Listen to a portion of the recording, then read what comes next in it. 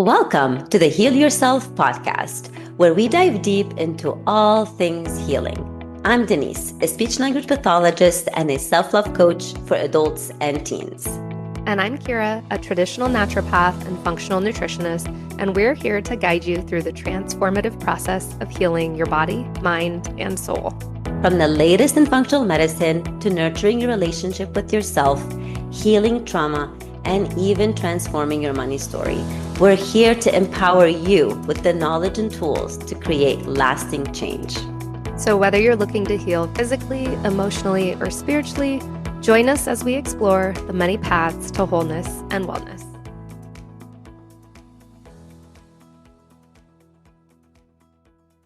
Hey everyone, welcome back to another episode of Heal Yourself podcast.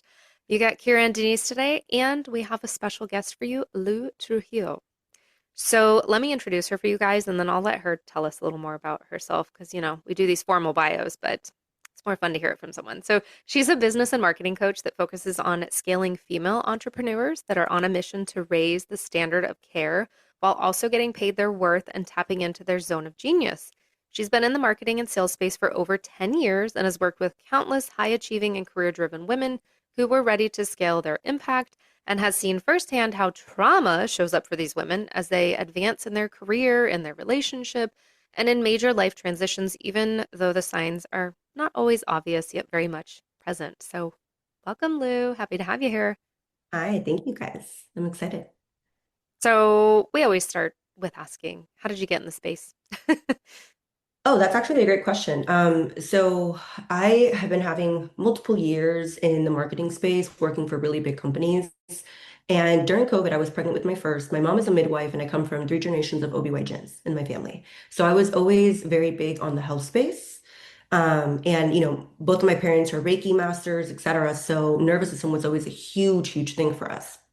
And when I was pregnant during COVID, I saw firsthand a lot of standard of care is not always at the highest of quality that it can be, right? And then I saw all of these essentially practitioners and all these other, career-driven, high-performing, high-achieving women who kind of felt like things were just falling short because, well, COVID happened and they couldn't keep business afloat and all these other things.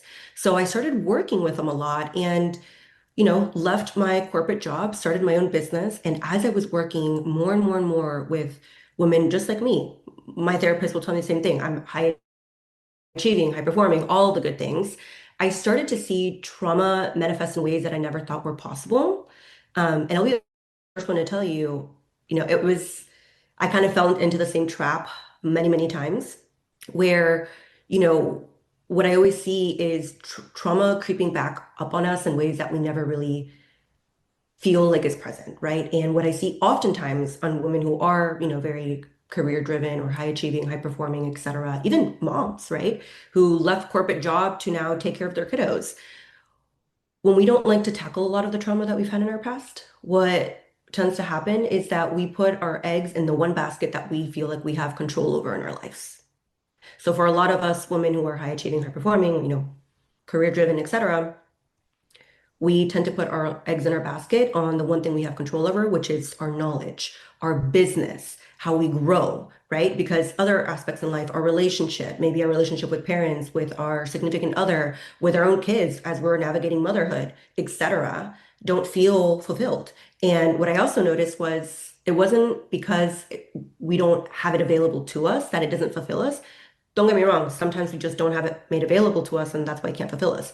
But I also see that it is available to us oftentimes, and we never were taught how to really own in on that. So we can't really feel gratitude towards it. We can't enjoy it because our nervous system just keeps tapping and tapping and tapping and tapping and tapping all of the time. Wow, that's a lot. That's awesome. So, tell us, so how do you help? I mean, this is a general question, and then we can go into the details of the money blocks and stuff like that. But how do you, help a client who is a high achiever and just, kind of like sabotaging or maybe just getting too much into their narrative of whatever, putting everything in, in one basket of the control, which I truly agree. We put all of our eggs in the one basket that we have control over. But in reality, we don't have control over anything. Yeah. So I talk to a lot of my clients about the two inner narratives, right? One inner narrative, it was given to you. You don't have, any say over it. That inner narrative is, shaped by past experiences, our upbringing, how we were raised, upbringing, just our relationships, how we feel with ourselves, etc. Whether good or bad, it shapes our inner narrative. But oftentimes we lack the second inner narrative, which is the one that we were responsible for. And what I see oftentimes is I see patterns right away, right? I've been doing this for 10 plus years. So I'm really good at seeing the patterns from the get-go, but a lot of my clients do not. And believe it or not, a lot of my clients actually are functional providers. So they work a lot of nervous system stuff and can't see it within themselves. So a lot of stuff that I notice is, imposter syndrome is a really big one. Procrastination, another huge, huge one. Being a perfectionist. Um, People-pleasing tendencies is a huge, huge, huge one. And this is when we try to like over-educate and overcompensate because we try to always prove ourselves. And then holding on to money is another huge, huge factor. I've seen women make a lot of money in their business and their career, and the moment a paycheck comes in and they're really happy, first off, they don't give themselves space to celebrate it, celebrate their own growth. Number two is as soon as the money hits their bank account, the money leaves their bank account. They're shopping more on Amazon. They're, and it's okay, booking flights, which is a good thing, right? But what I'm saying is it's like they don't feel comfortable with the money sitting there. So they disperse it in other ways. Right. And they're like, then it comes like, all right, how am I making more? But my bank account isn't a reflection of me making more and me growing into what I'm trying to grow. Well, it's exactly that, right? And it's actually, to me, the money blocks are very, very tied into imposter syndrome oftentimes. Talk to me more about the last thing that you talked to us about the whole, because I see I'm one of them. I'm one of them. Oh, girl, there were so And many. I was like, ding, ding, the ding. money comes in and then bye-bye. And on papers, it's like, because Kira and I were talking about it, and when I saw her in Austin last weekend, it was just like, oh, you make this in a month. I'm like, yeah, but I really don't see it, right? Like on paper, it looks amazing, like, whoa. But so talk to us a little bit more about that. The whole, why don't we feel comfortable? Why does it leave the bank right away? Or why do we feel the need for us to spend it? Or talk to us more about those patterns. Like, why do we engage in patterns like this? Yeah. So there's a lot of factors, but I always find two in particular that always cross my mind. And I'll be able to provide an example of this too. But number one is the people-pleasing tendencies, right? That inner narrative that at one point shaped us to be like, are we worthy of it? Are we deserving of it, right? How can we prove to the other person that we're worth it? Am I worth it? So a little bit of self-doubt comes into there, right? Or perfectionism, like I know I'm worth it, but it needs to be perfect. If not, it's not worth it, right? So that's number one, where the money doesn't feel safe in our bank account because, well, number one, we're trying to prove ourselves all of the time. And that also comes in ways of, oh, okay, money's in the door. Maybe you're not buying on Amazon or you're shopping around, but you invest in higher education all the time, when maybe that wasn't necessarily a necessity, right? The second piece that I see coming in all the time is, okay, wait, like, let's say it doesn't always have to be someone who's a business owner. It could be someone who is trying to get a raise in their job, trying to get a new job, trying to step into the next level in their job, whatever it is, right?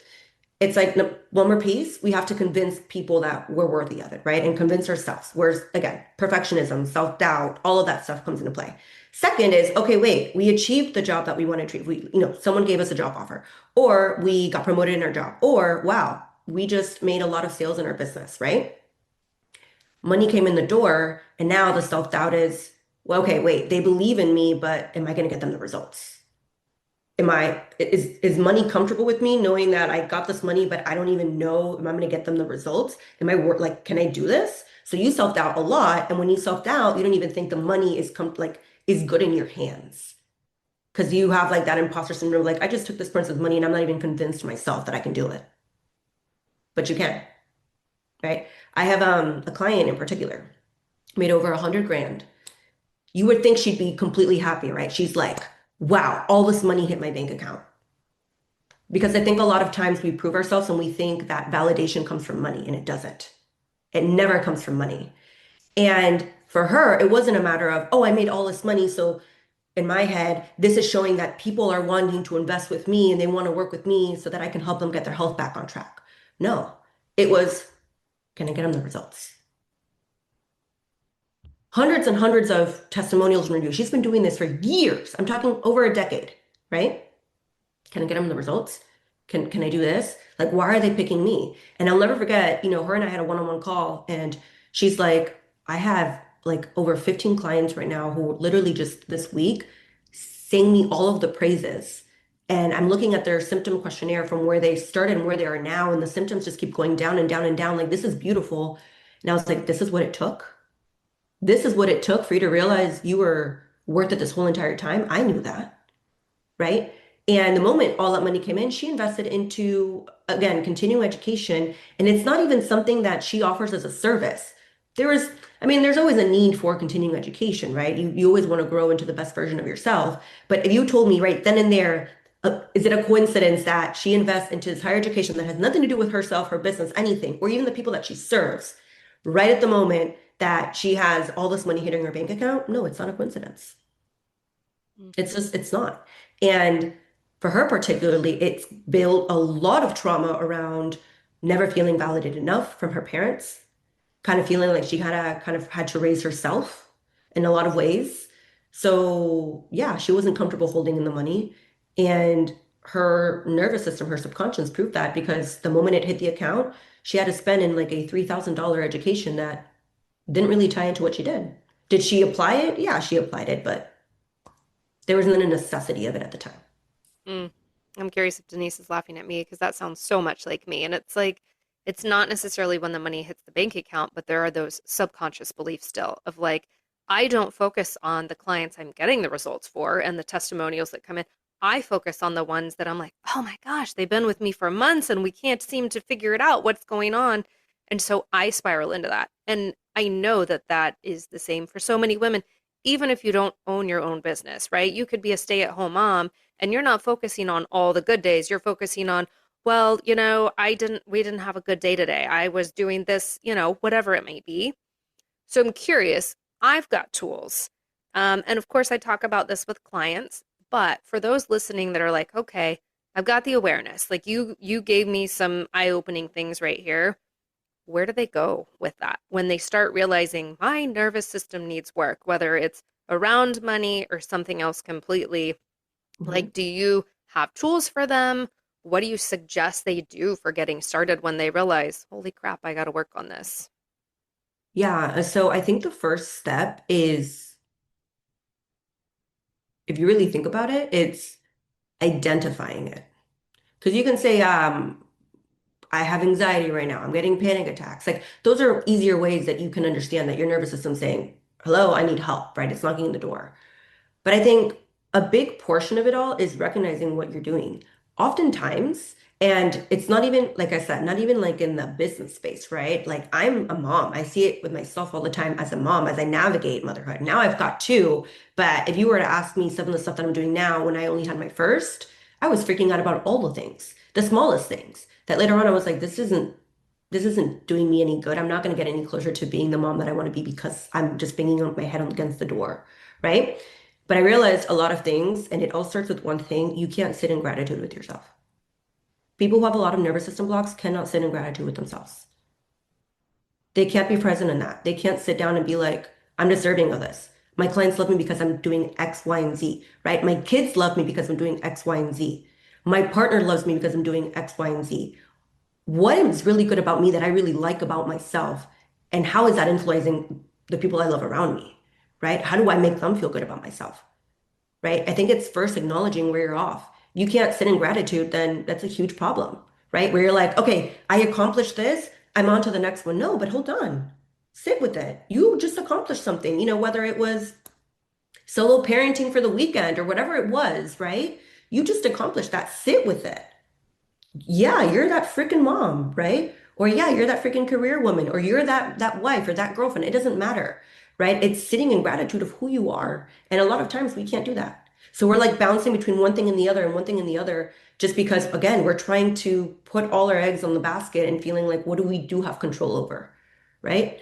That's number one. And number two is that inner narrative thing, right? Acknowledging that there's one inner narrative that you are not responsible for in this life, but there's one that you are absolutely responsible for in this life, right? And creating that for yourself, that even though if you have no one around you, no support system, nothing, right? You feel like you're really just drowning in between your own mess. You don't have friends, a supportive partner, or maybe parents, etc., who are there for you.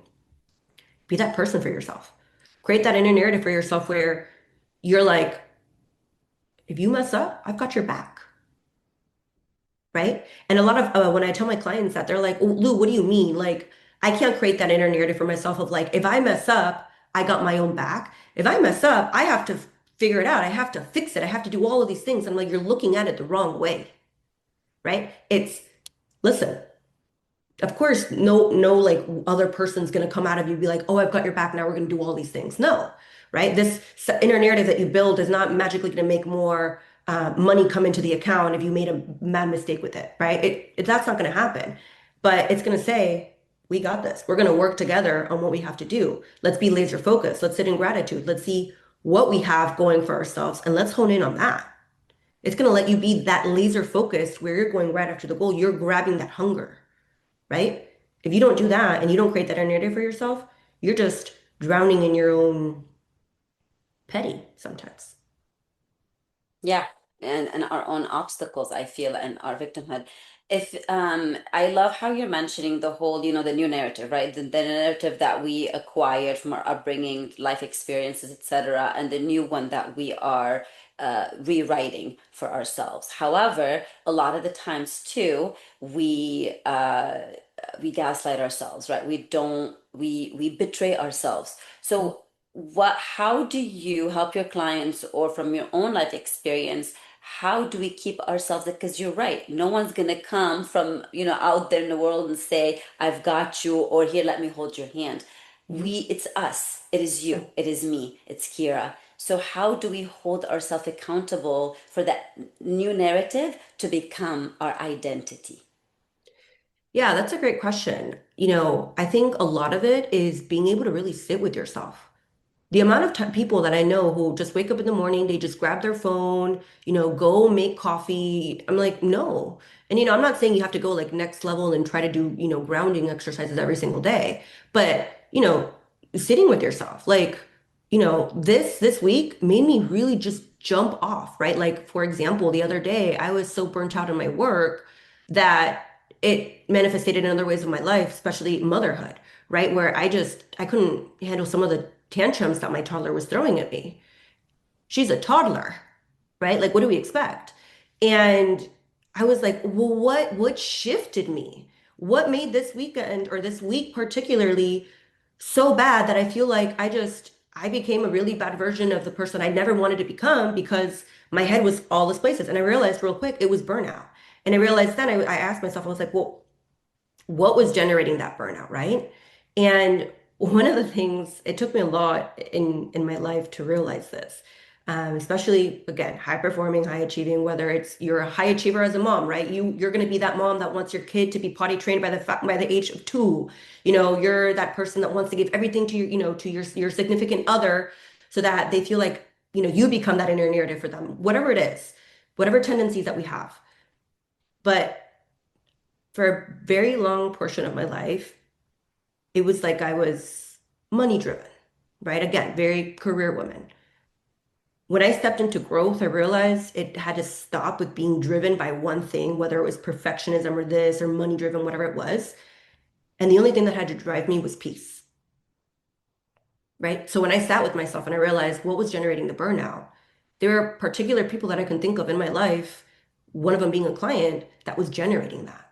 And one of the things I realized in this life, my peace is something that can never, you can't pay me $1 million to disturb my peace right there.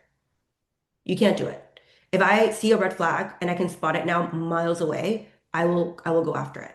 And if it's, for example, let's take it out of the business space. Let's take it into like a relationship, right? You feel like you can't be the mom that you want to be because you have a lot of stuff going on right now with your partner. Well, then that needs to be addressed. We can't just keep playing it off because we don't want our kids to see that. Well, no, our kids don't have to see that. Don't get me wrong. There's a time and place for things. But we can't also continue putting this front like everything's okay. We need to start by understanding, okay, what's triggering me, but also how am I playing the part? Because there's always two sides of the story, right? And I think oftentimes it's just easier to not see it or put ourselves in a victim position. And I'm not saying, you're not a victim. I'm not saying that because I know there's a lot of women that are really going through it. Not saying that. But what I am saying is there anything that I'm also doing to trigger the other person? And also understanding why is the other person that's, burning me out or causing this situation now in my life, what is going on with them? What's triggering them that they need help too? Does that make sense? And it all starts with sitting with yourself and actually starting to ask questions that feel really uncomfortable. But there's something very beautiful in being uncomfortable. It's when you know you're stepping into growth. And this sounds like what Denise and I talk about a lot. We always say awareness is key because you can't make changes if you have no clue what's going on. Mhm. And then learning to coach yourself, learning to ask yourself some of these questions of why do I feel this way right now? What is Mhm. my body asking for? What do I need to do? What does this other person need from me? And then allowing yourself to be uncomfortable. And I think so many women are not open to that, which is sad because we cannot grow without having some of that discomfort. Yeah. We've got to be in that space of like, this doesn't feel good, but I'm willing to power through it. Mhm. Yeah, and oftentimes that just might be, taking in a really deep breath, deep in, breathe out, and it makes us uncomfortable and just kind of powering through. It also means it's okay to get help. And I see that all of the time too. I had recently a client who I picked up on a lot of trauma going on right now, and I firsthand told her. And she was like, "Yeah, I get that, but I just I don't want to invest in myself right now. I'd rather continue investing in this and this and that." And I was like, that tells me everything that I need to know. You don't feel like you're worthy of it. You don't feel like, I'm not even saying your mental health is should be a priority. It should be always. But what I'm saying is she just didn't even feel like she's good enough to spend on herself, right? When it comes to like herself, her health at the end of the day, right? And I think that's what happens to a lot of us. We procrastinate because the idea of getting help, the idea of having to face a lot of our, demons in the closet is very intimidating for a lot of us. And our nervous system wants to keep us safe. Our subconscious makes us scared because our subconscious knows the moment that it makes us scared, we will be afraid of acting. And if we don't act on it, then we're at least safe for that moment. And then the repercussions are even worse because then it comes back with a vengeance, oftentimes. Absolutely. And safety is just, I mean, it is exactly like you said, our nervous system wants to keep us safe, but safety just leads us to plateau and just stay status quo. And I totally believe that we didn't come to this lifetime just to, um, you know, be status quo or collect things. We came to grow and continue growing, and growing only happens in the discomfort. And I really love how we touched based on recognizing what burns you out. Because sometimes I feel the same with me, like, and I've told Kira before, I'm in this life experience at this moment where my peace is my priority. So if a client is really draining that, or I don't feel joy being with these kiddos, because my job is just to also, be there and teaching them to communicate. And if I cannot be there, Mhm. all present, I can't have you as a client. And a lot of the times when I let go of a client or when I let go of something, another opportunity that's better comes up.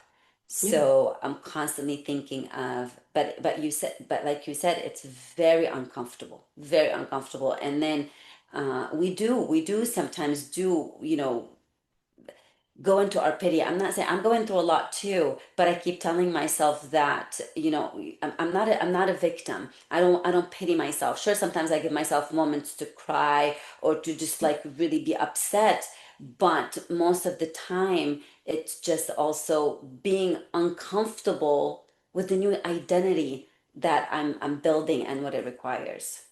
Yeah, I have a good one for that one.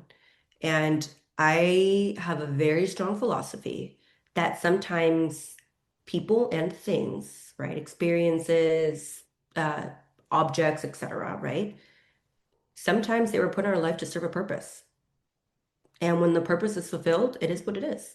like that's it. That was the purpose that they had in your life. And it feels really scary to let go of that sometimes, right? But then I always find that, while I can't make sense of what's going on in that moment, later in life I'll find a way to make sense of it. When I least expect it, then it makes sense. I was like, okay, now I understand why things had to happen the way they had to happen, right? Um, but yeah, I feel like oftentimes things and people in particular are there to serve a purpose. Like when you get let go of your job or something of that nature, it was supposed to be there for a reason. When you divorce and you're like, no, but I can't let go. This is the father of my children and all these other things. Yeah, but they served a purpose in their life. It was what you needed at that time to give you your babies who are going to be with you for the rest of your life, to help you step into this person that you wanted to become this, to do this, to do that. And then they served that purpose. And life had no purpose to continue putting that person present in your life with the same way. The person will always continually be in your life, but with that same, love and devotion that happened before. It happens with our job, with our career. It happens even with our kids oftentimes, right? Um, how many people do we know that, they love their children to death. They birthed this beautiful baby. They love their children to death. But then years later, come to find out, they still don't have a strong relationship with their children. They grew, they started their life, and they don't have a strong relationship with their children at all, right? And I'm not saying it was on them. I'm not saying it's on the children. I'm not saying it's on any of that. But yeah, sometimes that's just how life goes. And what I've learned in life is you always end up finding out the reason, even though it wasn't in that moment. Yeah. Why? Amen to that. I have something to add because on Monday, I know you'll add it after that. On Monday, I was on an interview podcast with regarding speech, the private practice, and the questions that she was asking me, and I was answering them, and they like how I started to where I am now, they literally fit like puzzles. And I kept saying, as I'm saying it out loud, like, oh my goodness, now I'm saying that. I didn't know back then why this happened, why this happened. But now I do, including the doubts and the fears, for example, to take this one contract. And this one contract, had I not taken it, I wouldn't be where I am today in my business. And because I just told myself, feel the fear and do it anyway. Who cares? Just get it done and and then so many things happened and you may not make sense of it then, but eventually you will. And you may not, I don't know. But to me, it just kind of felt like everything felt like puzzles, like they're fitting together beautifully. So, Yeah. And I'll add to that. I think a lot of times our whole entire life, we're kind of wired on go with your gut instinct, go with what your mind is telling you. And we always base our behaviors and our decisions based off what our gut instinct is telling you. It's not stemming from the gut, right? There's a reason it's called your gut instinct, but it's not stemming from your gut. It's stemming from your brain, right? Wired from your unconscious and your subconscious, all these other things. And I find it oftentimes people don't realize that sometimes your brain is actually working against you because we've been told all our lives that it's the opposite. I think most of the time. I mean, what is it? 95% of our day is run by the subconscious. Like we're just living Groundhog Day every single day because we're not changing some of those things. Mm-hmm. 100%. 100%. But we make the issue is that we don't see it. So we make decisions based off of that Yeah. oftentimes because it feels scary and our subconscious is like, nope, keep coming back. And yeah, our subconscious is wired to keep us safe. We know we're all animals. It's human nature. But at the end of the day, like, hold on. Is it really serving you to continue being stuck this way? No, it's not. It's not serving you in any ways, right? And I see this oftentimes when it comes to our health, where we don't want to invest the money like on a functional practitioner, or we don't want to do this, or we don't want to do that. And we're just like, right now in the day to day, our symptoms feel manageable. So let's just continue managing our symptoms, right? And then our symptoms come back with the vengeance. And then it goes from, well, today, at the time right now, I have a choice to want to hire, like, let's say, a functional provider, right? Make the choice. Well, you can make the choice because later the choice has to be made done for you. And that's what happens when we keep our bodies safe. We're stuck in survival mode and flight or fight all of the freaking time. And in consequence of that, our body's just overcompensating. And when it comes to like specifically, if it's showing up in ways that it affects our health, right? We have got all these symptoms. Our body is overcompensating for these symptoms. A lot of the inflammation and dysfunction that's going on internally, it's just over here just trying to keep you alive. until one point, you prioritize your subconscious and keeping yourself in survival mode. Your body's overcompensating for all the inflammation and all the health stuff that's going on, trying to keep you just safe from the day to day. And then one day it taps out and it says, I need help. And that's how you find yourself in the ER. You find yourself, doing all these other things. But now at that moment, now the choice has been done for you. You don't have the choice to make anymore. Right. And I see this happen all of the time.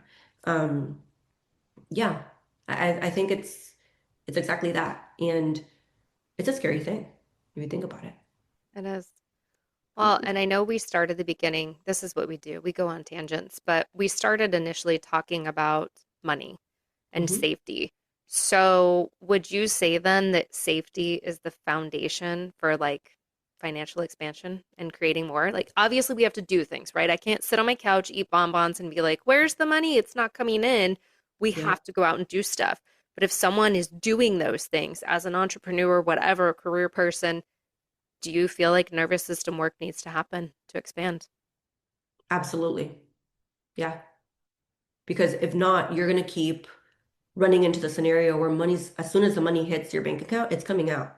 Whether that's, again, your self-doubt and holding that money. They say, money well spent is money that's in the hand of people that are here to do good, right? But oftentimes, if your nervous system's not there, and even though you have good intentions, you're here to do good, but you're doubting it. You're doubting if you can do good. You're doubting if your approach is the best fit. You're doubting that, especially if you are a good person, did I just take their money and what is happening there, right? Or did I just take this job, but I'm gonna fail them, or whatever that scenario is? Yes, absolutely. Your nervous system is gonna play a huge role because if you have people-pleasing tendencies, it's gonna lead to burnout. Burnout leads to you not being laser focused.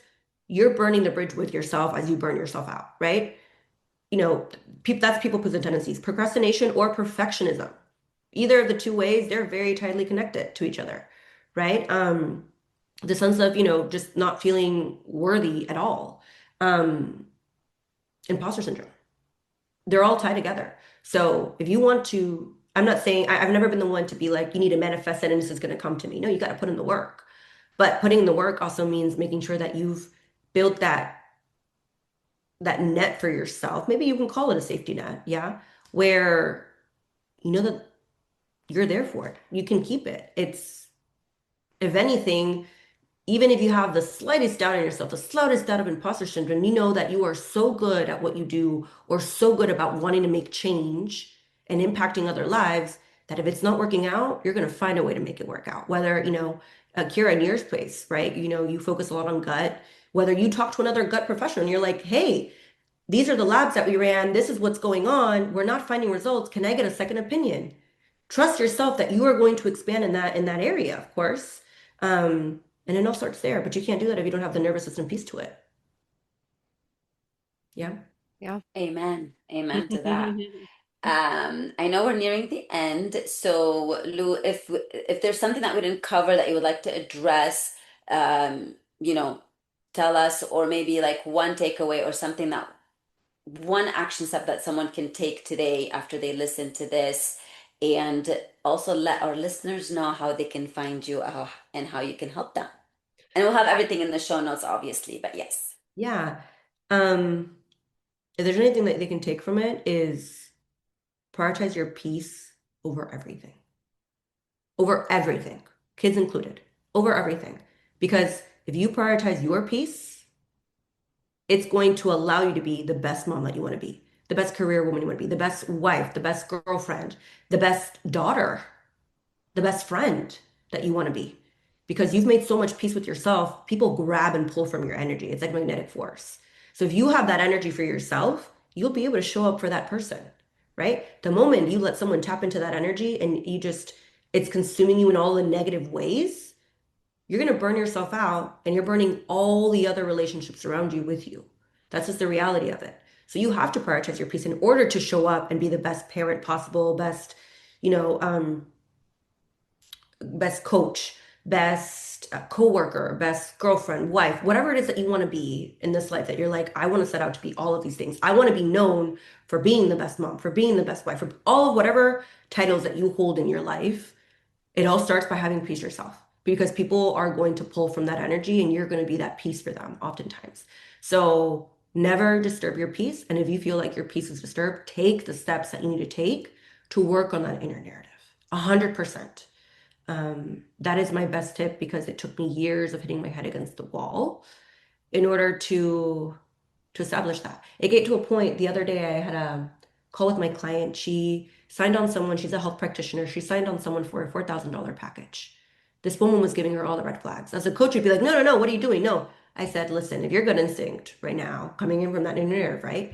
If your gut instinct right now is to refund them because you see red flags from a mile away, you refund them and you don't even think twice. Preserve your peace. Trust me on that one. And she did. She did just that. So that's my one big thing is be peace driven because that's how you step into growth and how you step into all the titles that you want in your life. Any negativity, there's just absolutely no room for that. No room for it. I Even if completely that agree with that. I completely agree because I'm in this life stage right now where my peace comes before anything and everything, even like you said, before the children. And my children are, 19 and 14, but it does come before anybody. And that's why I am making the choices that I'm making. I'm stepping into the new identity. I'm stepping in because my peace comes before anything and anyone. And peace and then being peaceful and prioritizing. And then you mentioned best mom, best this, best that. Being a best mom is not continuously giving, giving, giving, giving, and pleasing, because when you do that, you are burning yourself out and you're not building a good relationship with your children. But when you're prioritizing your peace, this is when you're becoming the best mom, the best whatever. yeah. So And it's I scary. completely agree. Sometimes we have to give up a lot, right? To preserve that peace. We have to give up a lot. Or we have to confront things, and that can sound just as scary, whether it's giving up or confrontation. It's scary. But at the end of the day, you're going to find yourself miles away, even if you can't understand it at that moment. You're going to find yourself miles away in all the good ways because that's the growth that you were able to achieve because of it. So, So true. How can people find you, Liv? yeah, so you can find me on Instagram, Fempreneur Coach, Fempreneur. That one always tricks people, Fempreneur. Yeah, so Fempreneur Coach, you can definitely find me if you're definitely career driven, high performing, high achieving. I definitely want to be in your realm. Love it.